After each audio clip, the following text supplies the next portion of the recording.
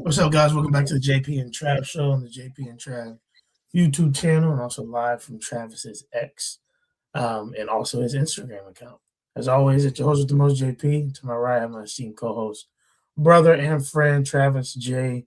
Davis. And Travis, how you doing, bro? Man, I'm good. I'm exhausted. Let me tell you, whole week at the Shrine game, just, it was a great success. Got to meet with a lot of NFL scouts, caught up obviously with Jaron Kanik and RSJ and Marvin Jones Jr. and Fabechi Weewoo. It was a great time. So even our boy Bauer Sharp was there. So it was a fun week, but man, it was a lot. A lot of talking to scouts, a lot of selling, a lot of trying to convince people, hey, you guys are doing it the wrong way. Not doing it the wrong way necessarily, but just like we could help you do this better. So I will be at the combine as well. Obviously, I'll be up there onboarding Marion, but I will. I've got my combine pass as well now, so I'll be able to go in, and I think I'm going to be meeting with a few NFL teams to present data while I'm up there. So that'll be really cool. It's nice. That is nice. So, yeah, I just got back this morning. How you been? What you been up to? Good, man. All this snow. We had school for the first time today, and it's still cold. I mean, the wind chill is like -20. But other than that, man, doing all right, chugging along, and starting our own interview process for my replacement. So, me and Josie did the same thing, I guess, this year, and both of us helping out to find our replacement. So I'm in that process too, and got a good amount of candidates. So that's cool and exciting, and just lets me know that I've done a good job of building a good foundation and something that people want to come and hopefully continue on. So yeah, for sure. It's been cool, man, and definitely looking forward to talking a little bit about Roger Denny and some draft talk and what we want to see from the workouts. But I did talk to G Baby earlier today. I know he's popping off at the Senior Bowl, and I know that he's gonna be at the combine. So I mentioned, I was like, hey, Trav and I are up there. If you got some time, let us know. So yeah, it was good to talk to him. But anyways, yeah, let's get into Roger Denny, the new athletic director at the University of Oklahoma, was the deputy AD at Illinois, and has an extensive background in law, if I'm not mistaken. And so just interesting, not an interesting hire, but certainly maybe not a splash one in terms of a name that a lot of people knew. Yeah, I mean, I'm not sure, and I put this out on Twitter, and I know I was being a bit confrontational, not quite JP levels of confrontational, but it's all the people that were like, maybe we should put Bob Stoops as AD. It's like all those people that were like, I don't like the hire. It's like, okay, like if the people that like don't understand what ADs do so much that they think Bob Stoops, A, would be willing to do it, or B, should do it. Like, if you think that, like, I'm actually pretty excited that you're not excited about like the AD hire. That means it's probably a good one. So, Illinois, they've been successful from like a foundational sense, like an operational sense. Their facilities, their donations, all that stuff. They've got, Brent Bielema, and Brad Underwood over there, two good coaches. They spend a lot of money on basketball. Hopefully, something that we'll see here at Oklahoma. They've been competitive football without the talent or the resources that Oklahoma has. Mhm. You mentioned his extensive law career. You know, they're really looking for somebody that isn't resting on, oh, the way it used to be. You know, we could win with the way it used to be. So let's try and keep. No, like he's like, now we're new age. We're going to compete. We're going to spend. We're going to raise. We're just going to do all that. So it's Mhm. like it's. I think he's going to be great. I think he said all the right things in his presser today. He was prepared extremely well. Got the pronunciations of the names correctly. Mhm. Uh, like it was good. And you know, the elephant in the room right now, obviously, is the basketball program. And he addressed it and said, you know what, you know, I stuck with this, that, or the other. We were building this. Took it 7 years. It's all about staying in the fight. And usually things crumble because of fatigue. We can't afford fatigue. And I don't know. It's just I don't think you can determine whether he's a good AD based on the press conference, but I think you can get excited about stuff over a press conference. I think you can be bummed out about stuff in a press conference, and he didn't say anything Yeah. that bummed me out. You know what I mean? So, and I think a lot of Mhm. people like I know we're on a 7-game losing streak in basketball right now. I don't expect him to fire Porter within like a week of him starting the job. That just Yeah. A lot of stuff. you don't want to enter a big job with that kind of like the first thing you do is take an axe to, a coach. Like you don't want to Yeah. do that. You want to announce a new project. You want to announce a new initiative. You want to give an update on a project, whether that be North Park, whether that be the baseball, whether that be West Side expansion. You want to get some make your layups. See the ball go through the net a couple times Mhm. before you have to do something like that. But yeah, I'm super excited about him. And again, it's the idea that he's not going to just rest on the blue blood, just say, hey, we've won a lot here. That means we can win more because we've won a lot in the past. I mean, he even said, he goes, the fact this is a blue blood isn't helping us right now. Like, it's not, that doesn't help us right now or in the future. Like, we need to continue to do the things that those guys did in the past that made us a blue blood. And that was, grit, determination, finding talent, all that kind of stuff. Yeah. Really, really excited about it. So he was good. He was really good. So did you get to catch much of the presser? I caught a little bit of it. I really didn't, have time to look at the full thing yet. I saw a clip that I think OU Athletics posted. Specifically, I think about this, or I don't know if it's OU Athletics or somebody else, but specifically about his answer about Porter Moser, and everything like that. But I didn't watch the entirety of it. I would like to. Obviously, a high school AD versus college AD is a lot different in terms of what we're being asked to do, but there's some similarity. So I'm just intrigued from the AD profession side of of things to see what he said, and like you said, it sounds like he answered things the right way, and alluding to what you said earlier, Trav, about your confrontational tweet. We learn from each other. I learned to calm down and not tweet as much from him, and sometimes he can learn. Hey, put it out there. No, but in all seriousness, your point about, hey, we're not just asking some random guy to step in and be AD, because that's not how you actually develop programs. Those are programs that are predicated on nepotism is maybe not the exact correct word to use, but some like in that vein, right? Like having a friend step in, having somebody that we really like, but it's not qualified for the job. Like you don't want that. Like there's so much that an athletic director has to do. It has to be over, and obviously he has a ton of help. Like there's a bunch of WADs and ADs over specific sports and over specific marketing, whatever. But he's over it all, and casting the vision, talking to boosters and donors and all these things, doing fundraising campaigns, marketing campaigns, all these things that are going to drive revenue for the athletic department, which Joe C was really good at. If you look at over time, like he was super good at that. It was just, it's seeing, and whether it's him or the university, the compliance department, whatever, it's just seemed like they'd be frugal sometimes when it came to certain things. And so now it's like, hey, with a new guy, like we do have to obviously not only with football, yes, football matters, but even with our other sports, mainly we see basketball right now. Like, do we want to compete? Is that something we desire to do? And let's see what happens with that. So, what were you gonna say, Trev?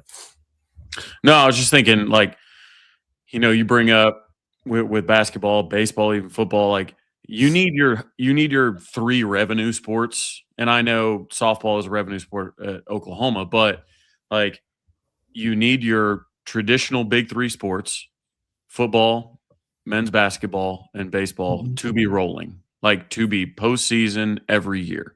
Like Yeah. that needs to be the standard at Oklahoma. So Mm-hmm. right now, your second biggest revenue sport is on a 7-game losing streak in sole last place in the SEC. So not good enough, and he's going to be tasked with changing that, but and much more. But to your point, kind of the nepotism, the nostalgia hires, the just Mm-hmm. place your buddy in there or place a big figure like a Bob Stoops and look, I know a lot of this is going to be sound like me crapping on Bob Stoops. It's not. Bob Stoops is a Hall of Famer. He's a legend. He's meant so much. He's one of the most important figures in Oklahoma history, probably the state of Oklahoma history, not just the University of Oklahoma history. Yeah. So, but he would tell you that he is not qualified to be athletic director. I liken people, the same people that want Bob to be athletic director are the same people who want Hollis Price to be the head coach. Like, love Hollis. Hollis was awesome. He was my favorite player growing up, but there's nothing on his resume that says that he is qualified to coach at the University of Oklahoma, in the SEC. That kind of like he's been an assistant coach since 2021, and he's not the top assistant on the staff. That's Kellen. Like I love him to death, and maybe one day he can come home. But we talk about this with hires. It's nice to have somebody that's familiar with the standards. Like Brent Venables is familiar with the standards of Oklahoma. Like, Yeah. but you don't only have to hire people that played here to coach here. I mean, this podcast was heavily,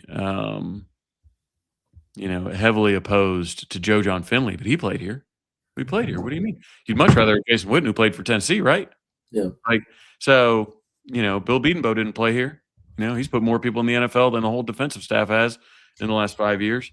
Like, so anyways, like you don't have to continue those ties. So I hope when this athletic director, who seems all business, like that's one thing. He doesn't have a relationship with Hollis Price that Joe C does.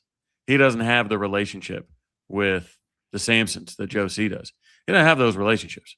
He is going to go out and find the best coaches available that fit, his vision at the University of Oklahoma. And he's going to put those people in place and give them the appropriate resources to compete at a championship level. And I know it sounds simple, but it's harder than it looks because you've got all your buddies, you've got all your friends, and I'm not accusing Joe of doing it, but there are fans that want them to do that. And I just retire Hollis's jersey. Don't put him in a suit, in the huddle. Go get yourself a proven coach because OU deserves that. Like, I know we've gone down this path of OU basketball, like just being terrible at times, and especially right now. Like, but OU basketball is a proud program with good history that deserves a good coach, a proven coach. Go get one. So, I mean, the AD, that's your job now. That's your job. But I thought he was good today. And yeah, and it was really cool that the Illinois athletic department came and supported him and showed up to the press conference, and it was cool for them to be there. Yeah. Toby brought it up on radio today. It was very cool that like when the Arizona Cardinals front office came to Kyler's Heisman statue unveiling, like that kind of stuff. Like that's what good organizations do. And Illinois has been on the rise lately, and Roger Denny's a big reason. So I think he'll do well. I'm excited to start this era. Yeah. No, couldn't agree more, man. We got to give him opportunity to step in and bring OU into the new era. And you know, OU as a brand and just who the school is, man, you know that they're going to take their time with this one because, especially because whoever's hired has to. I'm not saying he has to be Joe C, right? Like I think Joe C set a standard in certain ways, right? But you know that whoever they hired is a guy that they feel like, man, he can come in here and do a good job, even filling in for or stepping in after Joe C. And so I feel like I trust the administration. I know as much as people, obviously were miffed at Joe C in recent years for different things. I think overall his tenure at Oklahoma was very successful. He was seen as one of the best, if not the best, ADs for a chunk of time, right? So we know that he knew what he was doing and that he, had a good vision, everything like that. So we're hoping that hey, he, is going to continue to mentor and be a consultant for Roger Denny as he steps into this role. And Roger's going to bring some new things that hopefully bring Oklahoma success in those sports, specifically football, men's basketball, and baseball. Yeah, for sure. And it's going to come down to money. He's a shrewd negotiator. He talked a lot about monetizing the intellectual property, right? So he's going to be talking a lot with um, Sooner Sports Properties and trying to make sure they're monetizing everything. So he's like, we've got a lot of unique opportunity here, and we need to be juicing, getting every bit of juice out of it that we can. So realistically, ask CB Sooner, realistically, how much of the BMD's influence on an AD's decision on hires and things like that you're talking about? I mean, I think with I think with the new guy, there will be obviously some people that are like, "Hey, welcome. I'm here to support." The nice thing about Oklahoma is a lot of the big donors they just want to help, like the Kimmery family, like Brian and Kim Kimmery that gave what 20 million. I think they've given like 40 million or some 50 million or something like that over their time giving to Oklahoma. Mhm. Like they're the who the baseball stadium is going to be named after. Like those are people that want to continue to give and help for the benefit of the student athlete. They're extremely kind people. They're not flashy. They're not. They don't say, "Hey, put my name on everything in every brick that goes up here. Put a picture of my face. Put a statue of me outside." There's not those people. But um, obviously, like the Headingtons, Yeah, like Wallace, these guys, they just love the university, right? And this is not. I don't think that there are as many egos driving the BMDs as there are at other schools because it's not necessarily the pissing match that it is at other schools. So yeah, I think the BMDs will have influence on a little bit, but I don't think on hiring. Like, but he's absolutely going to have to fundraise.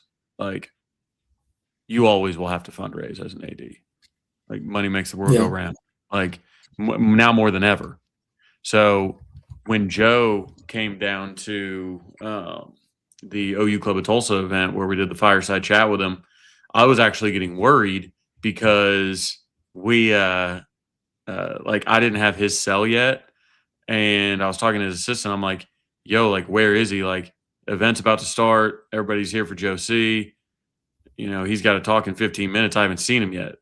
Well, here he comes walking in the back door, and he's like, "Oh, I've been in the parking lot for a half hour. I've just been on the phone trying to raise money." And I was like, "Oh my gosh, Joe."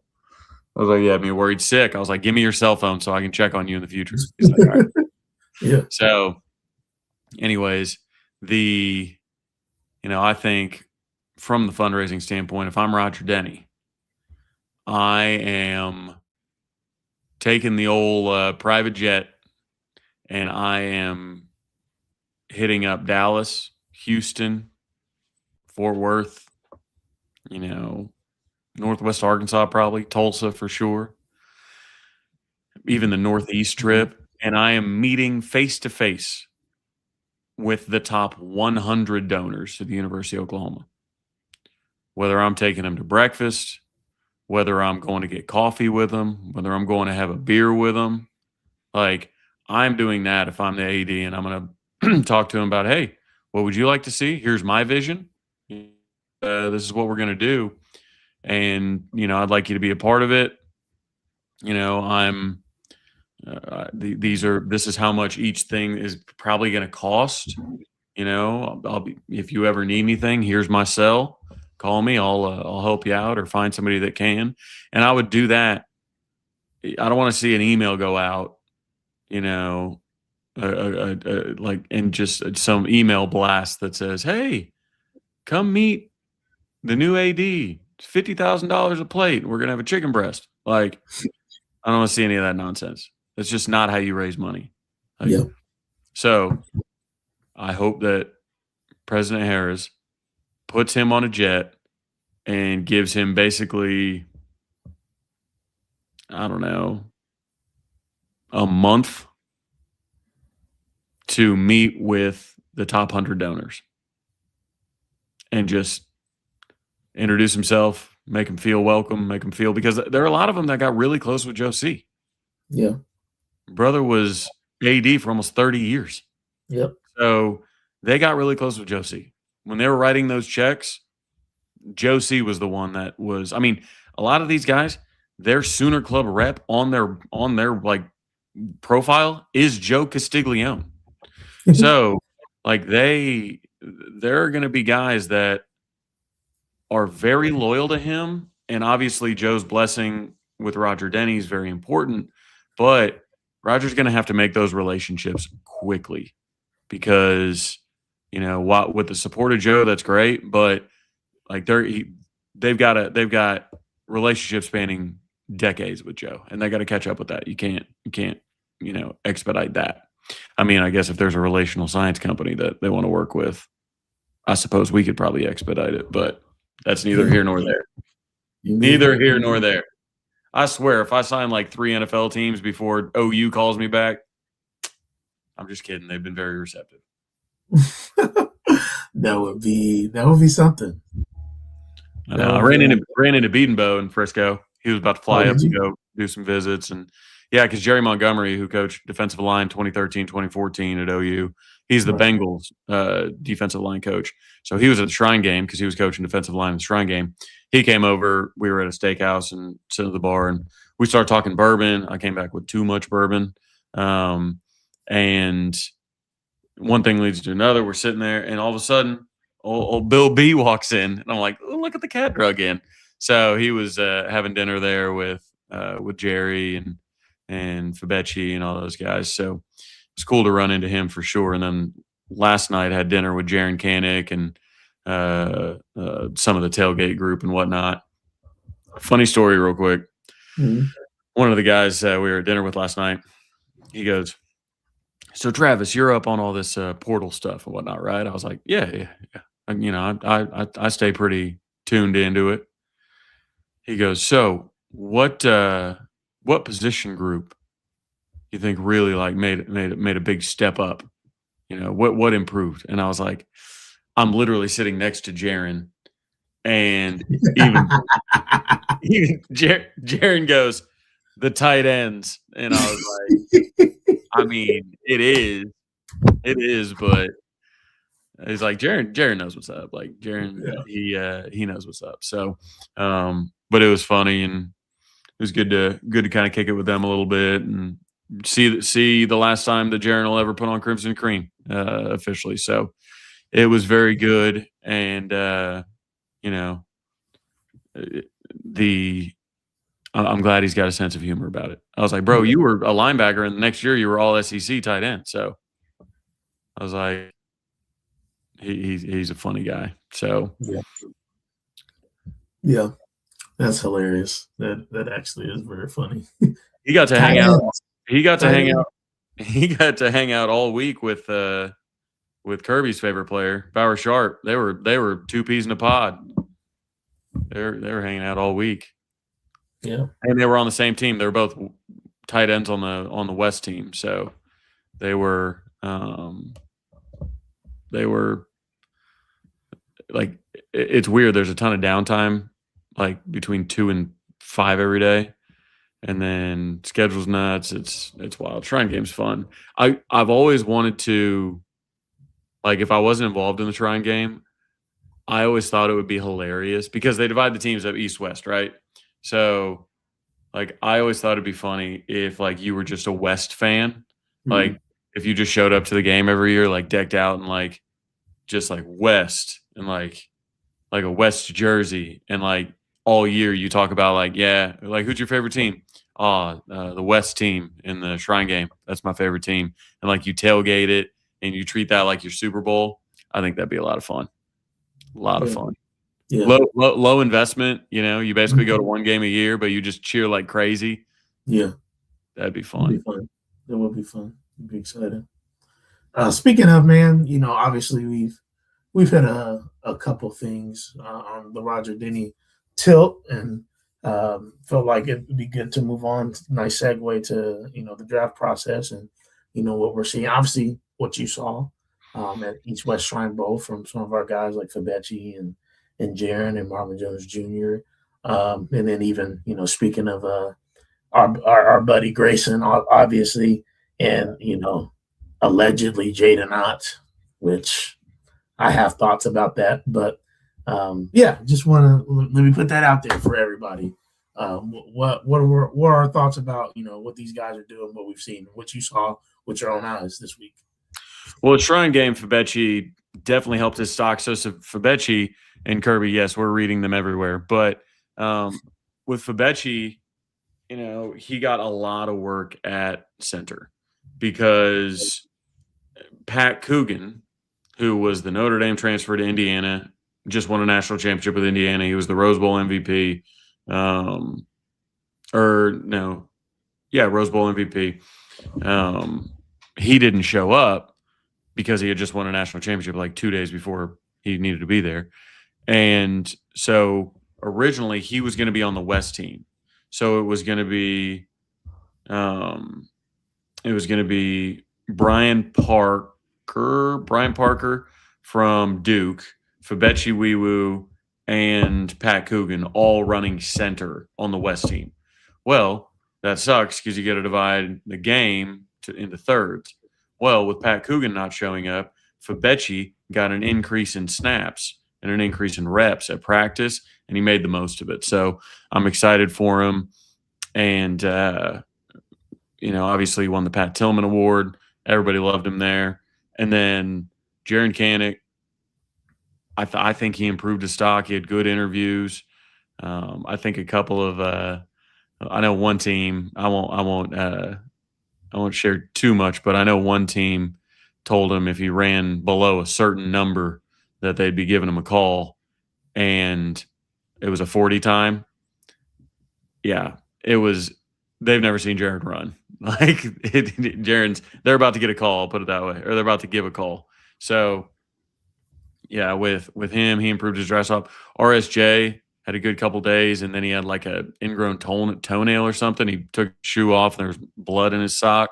So he was like, "I got to drop out. Got to go get treatment in Tampa." So he was out. And then Marvin Jones Jr. I think tweaked an ankle or something like that, but he had a really good first couple days of Yeah. practice. One of those standouts. So all's good in the OU world at Shrine Game. Jaron will be going to the combine. Pretty sure Fabechi has a combine invite. I'll have to check, um,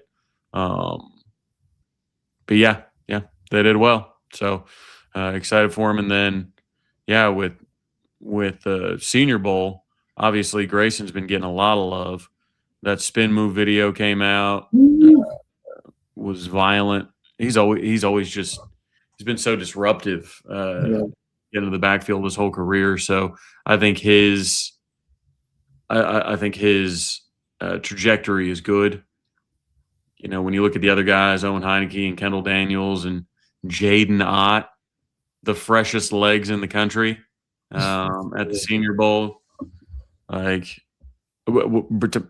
Tyler brought something funny up on the radio today, and he was like, "Man, if Jaden Ott gets drafted, which I think he will, Jaden Ott's going to get drafted. if he plays somewhere next year when they do the Sooners in the NFL in the stadium, when they put Jaden Ott up, I mean, I don't know if they will or not, but God, I hope they do. It would just be so awkward. Yeah. It'd be so awkward. Just so like it's like right after Baker with a bunch of fireworks and whatnot. It's like, yeah. Jaden Ott. I'm just at a loss, man. Like it's like, I mean, you know the beef that I've had. Like I was so apparently vocal about it that I got a follow from the OU athletics account. The when he did that little after the Missouri game, he put out that little Instagram about him walking through the Switzer Center and stuff. Probably for NIL purposes. And I was like, bro, this looks atrocious. Mhm. Like we have Tory Blaylock out here with one arm, X out here with no good legs, and you fresh on the sideline, and you post a NIL video, bro. Like that's what's happening now. And now, we're seeing people say that you're a standout potentially at the Senior Bowl.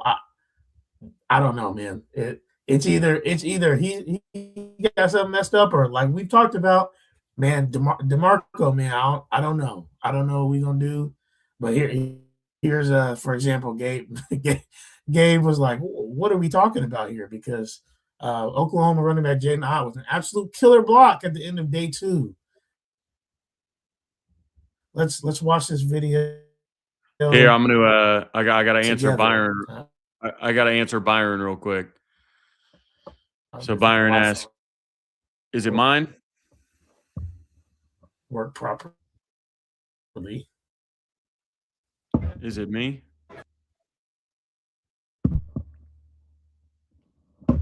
I mean, it gets his teammates pumped up, Trav.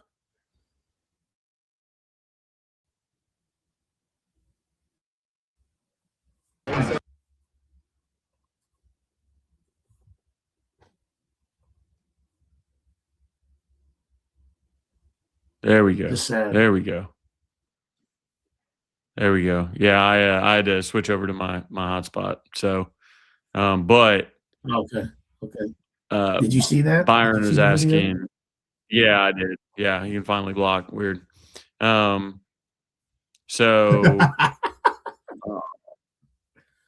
so Byron, it looks here that Jaden Ott was 5'107", weighed in at 202. His hand was an 8'48", and his arms were 3'128". So,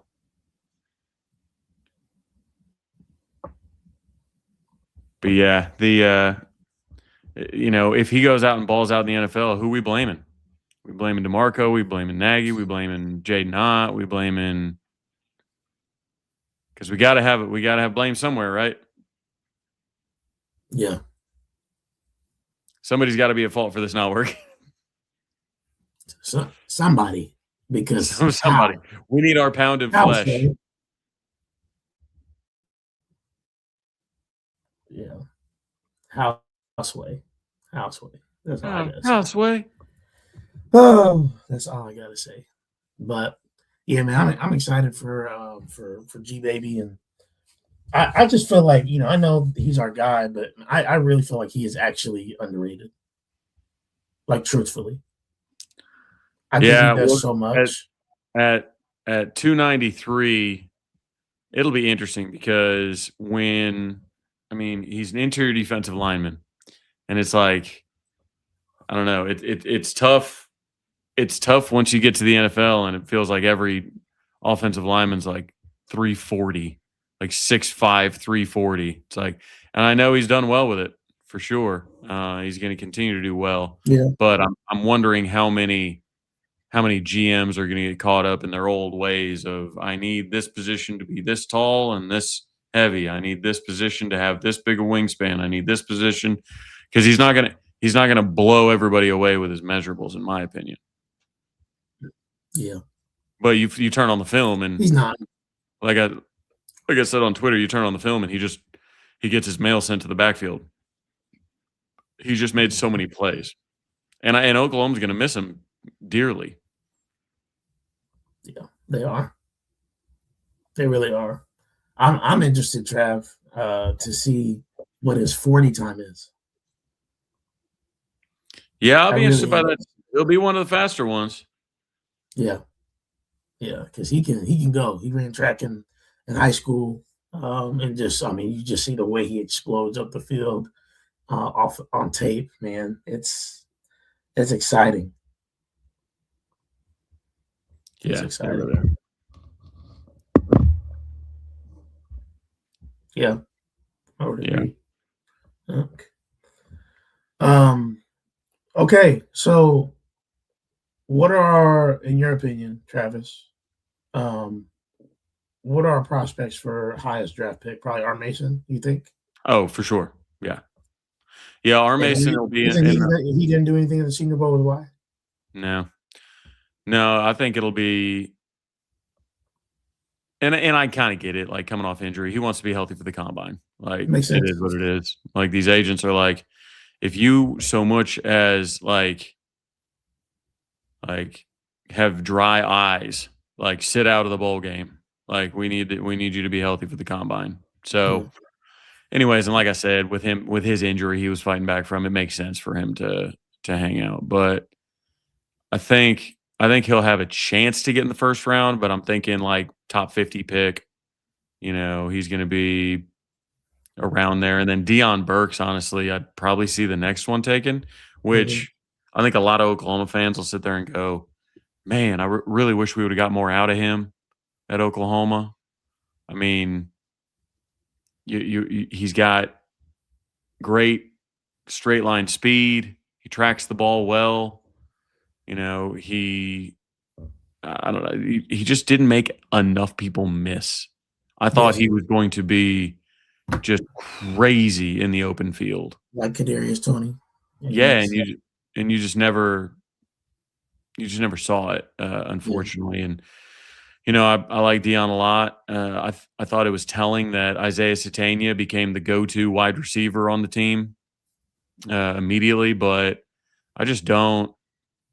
I just don't understand why we couldn't ever see him make a man miss in the open field. I think our offense changes dramatically if he's able to do that. He made tough catches. He had a few drops, a few concentration drops in his time, but hey, we'll take another draft pick. We'll take another Sooner in the NFL. So I think after that it's a bit of a crapshoot. I think Yeah. Grayson probably goes next. Marvin Jones Jr. might go next. Yeah. He's got that more prototypical build, and he really put on some nice reps at the Shrine game. Um, so we'll see. I think I'm really really really hoping that R Mason can sneak into like pick 31 or 32 because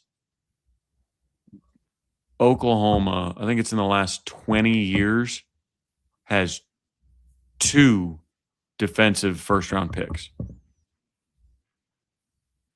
Bill Bedenbaugh has as many Yeah. first round picks on his offensive line in the last 3 years as the whole defense does in the last 20.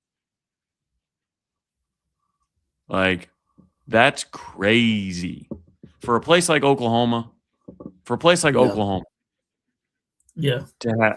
to have only two first round picks on defense in the last 20 years. It's crazy. I mean, we've had more number one overall picks on offense Yeah. than top 32 picks on defense. We've had more number one overall quarterbacks taken. I mean, Yeah. ugh. That's crazy. That's a crazy stat that you just came with. Yeah. That's I feel like it'll change too here in my opinion, in the next 3 years.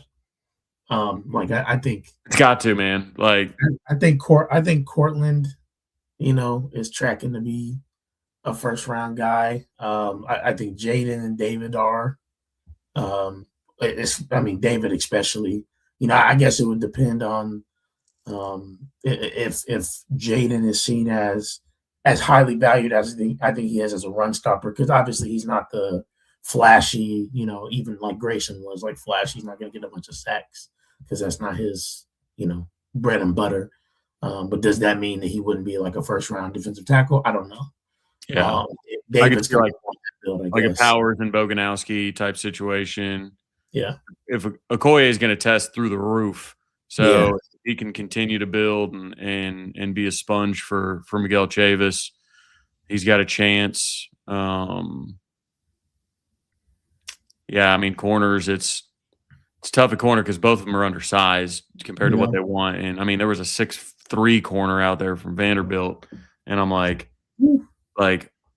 his legs look like that, but it's like that they're making crazy athletes though. So Mhm. yeah, I think it's got to change soon. I think R. Mason has a better a decent chance, but Kirby, you got to show up earlier to the show. We talked like the first 15 minutes about new AD Roger Denny. He's the new athletic director at the University of Oklahoma. He Yeah. had his introductory speech today. Yep. That But is good anyway. I could see Powers and Boganowski kind of challenging as well. Really. They've got the size. Yeah. They'll, people are valuing, those hard hitting safeties now, and I really do feel like that Powers Boganowski duo. Like I think they are ready for special things. Like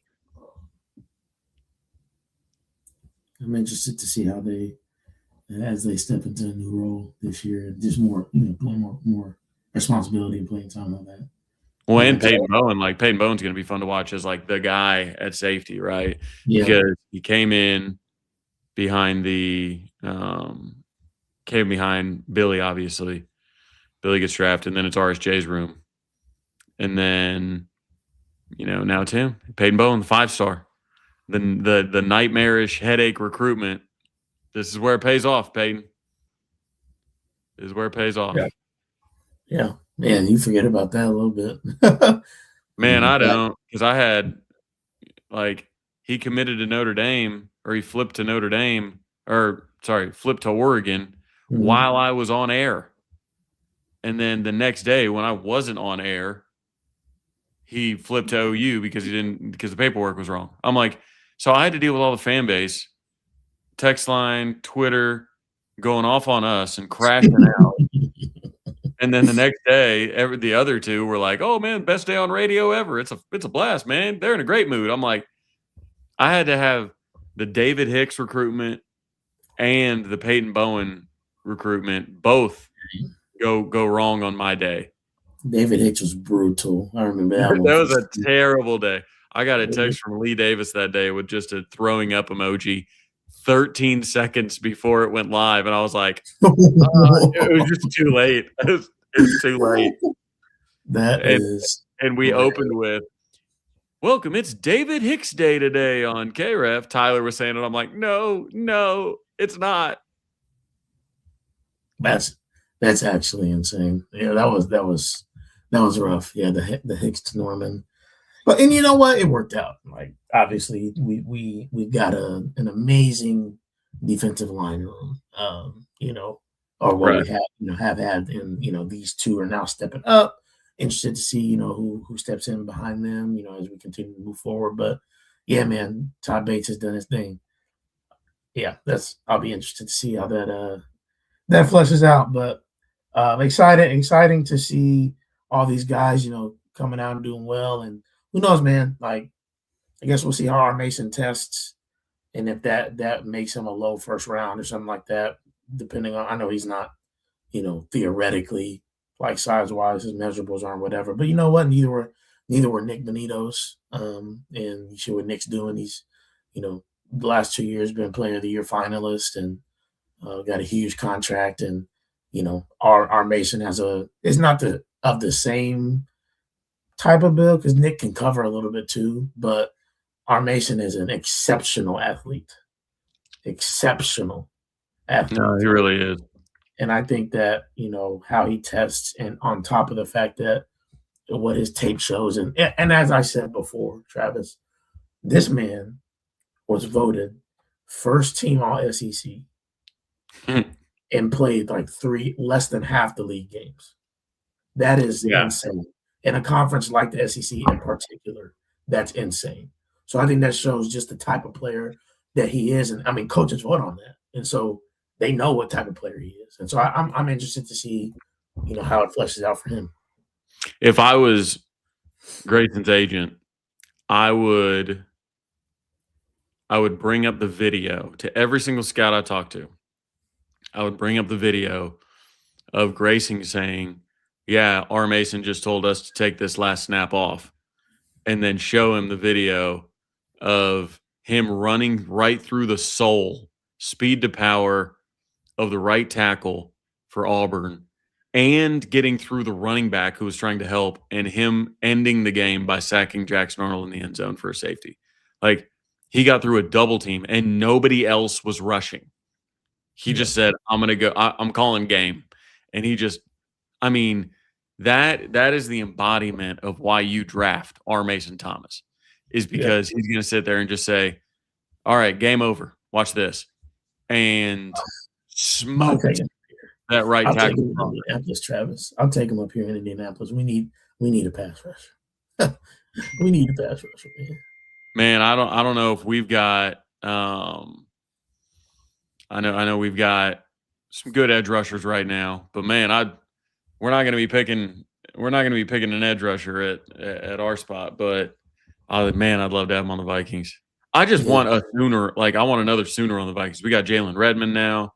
Like, we had Asamoah. Like, I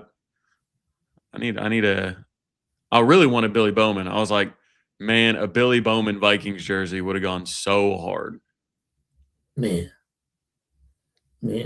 Hopefully he is having a good recovery right now. And to see him tear his Achilles. But yeah, no, it'll be cool to see what happens, and we'll continue to talk about it as the draft day process continues. We'll talk about Combine Week. That might be a time where we maybe do a live show, Trav, during that process. You'll be up here. Yeah. But no, it'll be fun. It'll be fun to see what happens with it. No, lastly, I think I want to get to tonight as we wrap up here in about 10 or so minutes is just, who do we think needs to have a big winter? Who do we want to see a big jump from? And obviously, you probably have some in chat. Please engage. But you got some, low hanging fruit, like, we want to see a big jump from, Reggie Powers. I think the number one answer. I think the number one answer is very easy, and I'm wondering if the chat's going to say it first. But I think there's one player that you want to take that leap and realize their full potential, and I think it changes the way this defense can operate in 2026. It's PJ. Everybody said, as soon as you said defense, I knew where you were going. But I did think you were talking about. Yeah, I mean, I think we've talked about it ad nauseum that yes, he needs to make better decisions. Like, he absolutely needs to make better decisions. But Oklahoma needs PJ to realize his full potential and become that 5-star, that first round pick that we thought we were getting. And he's been good, but really, really, really need him to realize his full potential. As far as that, yeah, offensively it's John Mateer. But really, I think I need to see the offensive line gel early. Talked to Bill the other night, 2 nights ago, just about continuity and how excited he is that, he's got, some continuity finally, returning 4 starters. Yeah. He's very excited about that. Jaron said, man, he said the offensive line, he said those young boys are some freaks. He said he's like, they're so good. I said, and Kirby, don't even bother. I said, who's the freakiest of the offensive linemen? He said, Fasusi. He said, Fasusi's so good. He said, that guy's he goes, he's going to be here 3 years. Like, that's it. He's gone. Like, he's off into the first round 3 years. So, but that's the thing. It's EPL, Fasusi, Foje. If those three can kind of be the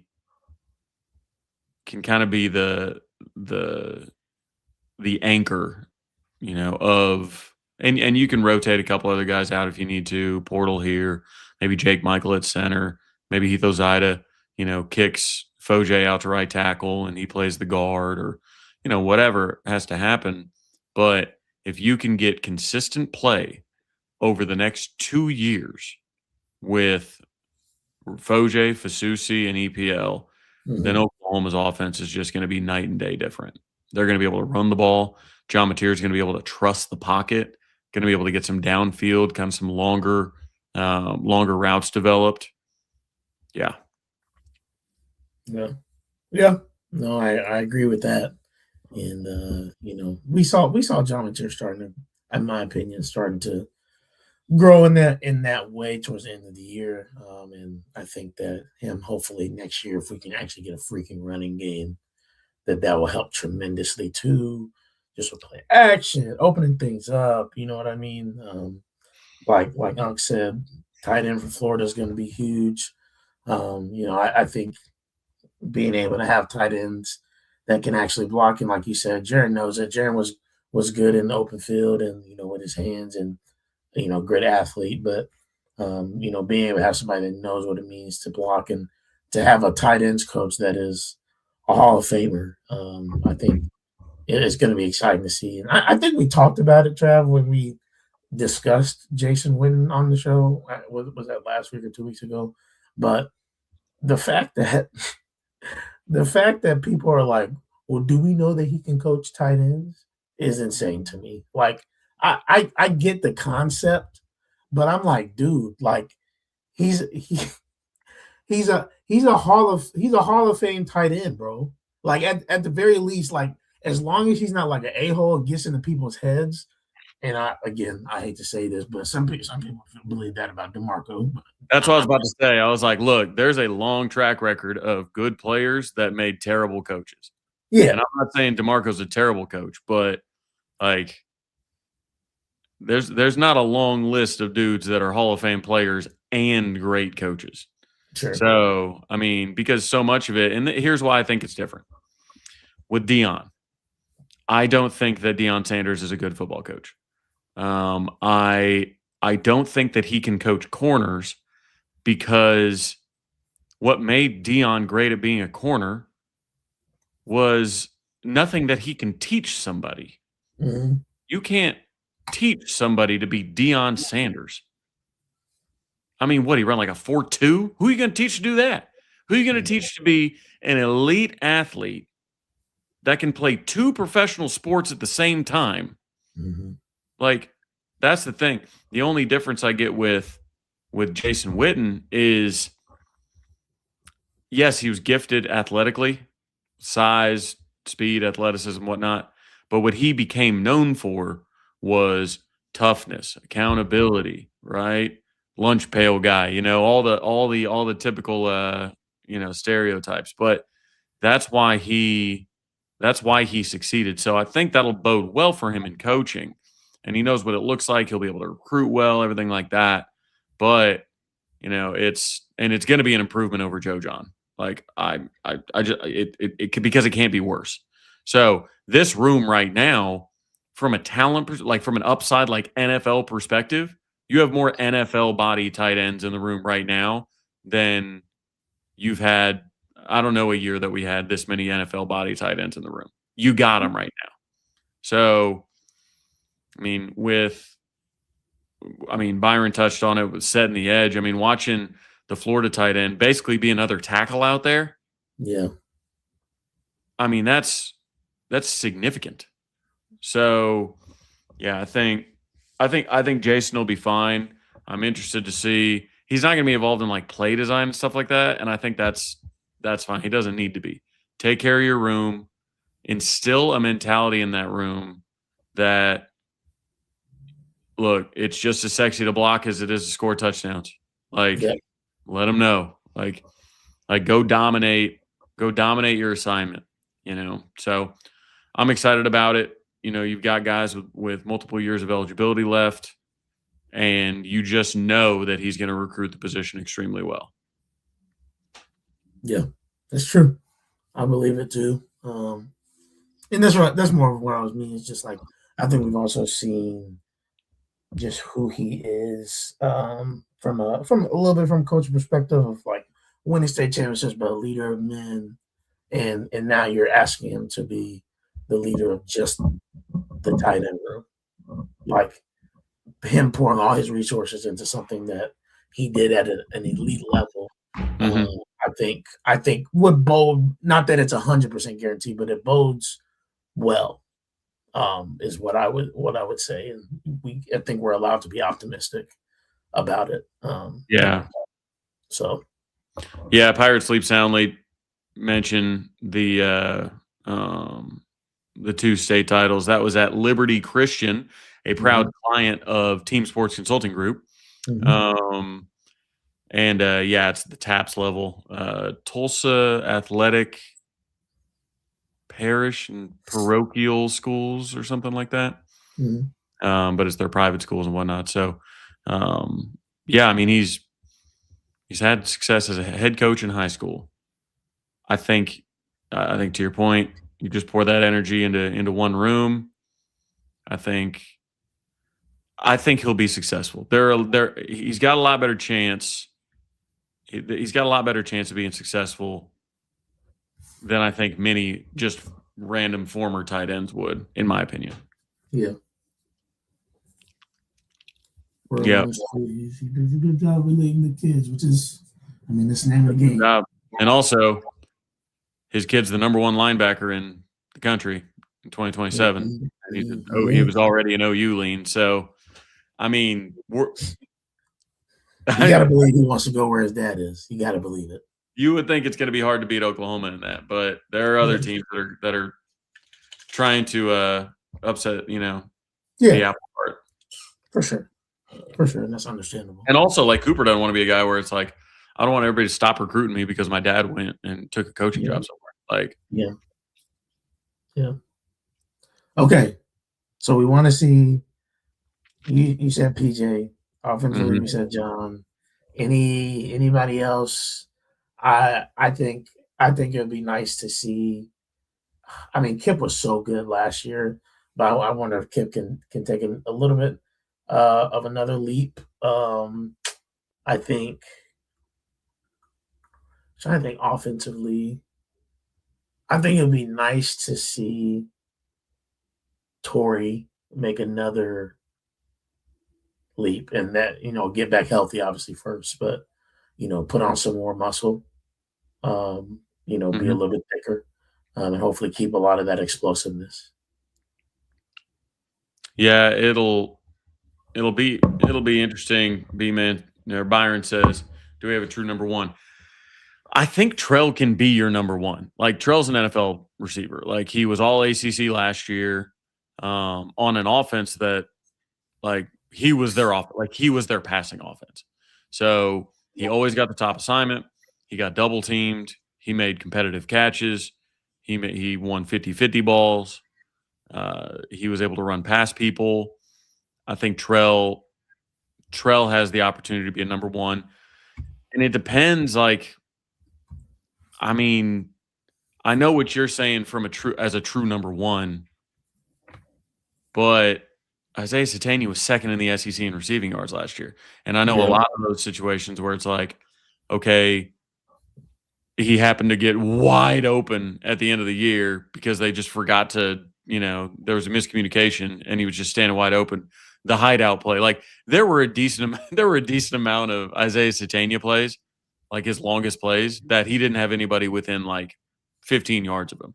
So, but do you have that true just, hey, when you need somebody to make a play, you throw it their way and they come down with it. I think Trell is the most likely candidate in that group. Yeah. I think Isaiah probably most dynamic. I think Parker Livingston, 6'4" and can run. Mhm. Yeah. See, that's kind of what I was getting at. I know what you're talking about when it's like a true number one. Like somebody that's productive is not necessarily a true number one. So, um, like I look at Like you don't think Satania is a true number one, even though he was productive. right. Well, I look at it as like, in my opinion, and it's obviously not a straight comparison, but like CD and Hollywood. Like Hollywood was number 2. Yeah. CD was a number 1. Yeah. Like that's where the difference is there. Is, number 2 can be a big play guy, but like when chips are on the table and you need somebody to go make a play, who you got? So yeah, I agree. I agree 100%. It'll be interesting to see, what we're hearing, what we're seeing. Injuries are part of football. We know it's probably going to happen. I just hope that it's not anybody significant. I hope the trail doesn't get hurt, similar to Giovanni, and that we don't have to wonder what would have been in a way, just that people stay healthy as the goal. But yeah, interested to see, what goes on, man, as we head into more of spring ball getting on here. So, Trav, you got anything to say to the people, man, before we get out of here? man, if I would say that we're about to start onboarding high school football at Team Sports Consulting Group. We got teams popping up all over the country. I actually was texting one coach from Missouri during the show just now. If you've got kids that play high school football, if you coach high school football, anything like that, if you're watching this, get in touch with me. We need to be working together. We just got done, like you said, working with the Shrine Game, work with high schools and colleges all across the country. Just we'll be onboarding Tulsa football on February 3rd. So, like, let us know. Kids that play any type of sports, really. We do all sports, but we're about to be onboarding football for the next, 4 or 5 months. So, holler at me. Yeah, I like that. Sounds good. And yeah, we'll see you guys here next week about the same time. And love y'all. Boomer.